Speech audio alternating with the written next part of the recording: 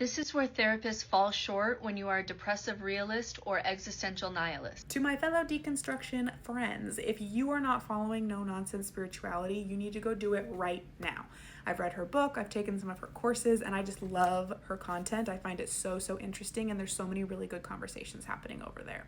I wanted to stitch this specific video because it has been rolling around in my head for weeks since she posted it, and it really resonates with my experience being a therapist and something that I've really wrestled with in my work. I assume most of us have had the experience of working with someone who is really nihilistic.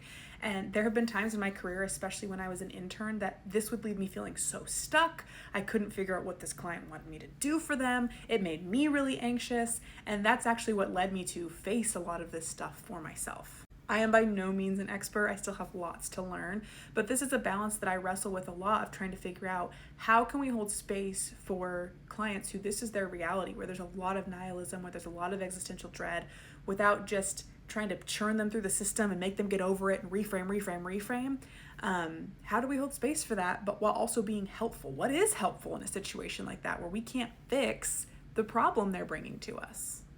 I appreciate that she listed like CBT trained therapists specifically because there is a difference in approach with more cognitive and behavioral models of therapy versus experiential and bottom-up types of therapy, which is where I lean more, but I do think there's still a gap in how to address these issues. I think part of it is that, as I said, this can bring up a lot of anxiety in us as therapists, and that kind of transference can be really difficult to work through, especially because grad school and the systems we're a part of don't offer this kind of support. They just offer trainings on coping skills and hope that that does the trick.